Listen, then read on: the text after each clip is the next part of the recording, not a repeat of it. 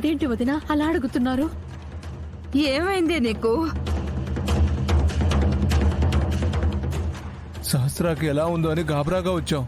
నువ్వు ఇలా మాట్లాడుతున్నావు ఏంటి పద్మాక్షి? సహస్రకి ఇలాంటి పరిస్థితి రావడానికి కారణం ఎవరో తెలుసా? ఇదిగో ఈ విహారీ.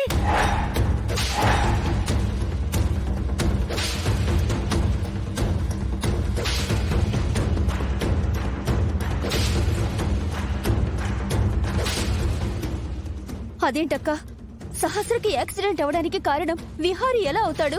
నా కూతురు ఈ రోజు హాస్పిటల్లో ఉందంటే దానికి కారణం ఎవరో తెలుసా? ఈ విహారీనే.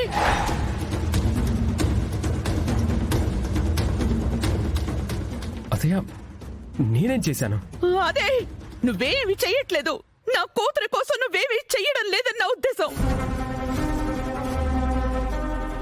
నువ్వు దాంతో టైం స్పెండ్ చేస్తున్నావా? అసలు దాంతో ఉంటున్నావా? తనని ఏ నాడైనా బయటకు తీసుకెళ్ళావా? అసలు దాన్ని పెళ్ళల్లా చూసుకుంటున్నావా?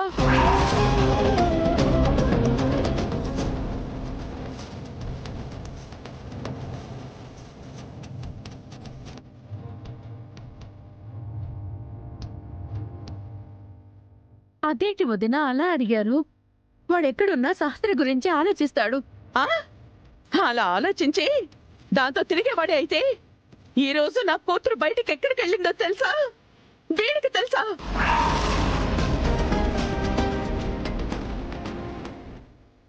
ఒకవేళ దానికి పనుంటే ఎవరు దాన్ని బయటకు తీసుకెళ్ళాలి? ఈ విహారీ తీసుకెళ్ళాలి కదా. అలా తీసుకెళ్ళుంటే నా కూతురికి ఈ రోజు ఈ గతి పట్టుండేదే కాదు. ఈ యాక్సిడెంట్ అయ్యేదే కాదు.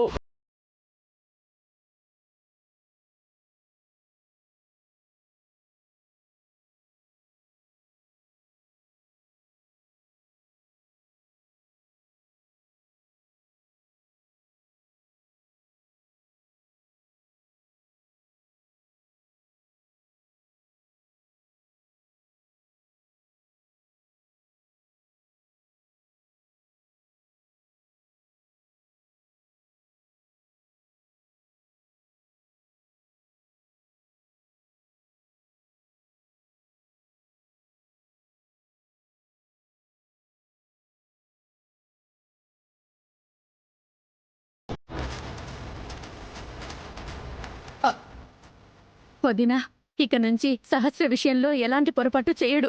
ఆ విషయం నువ్వు కాదు, నీ కొడుకుని చెప్పమను.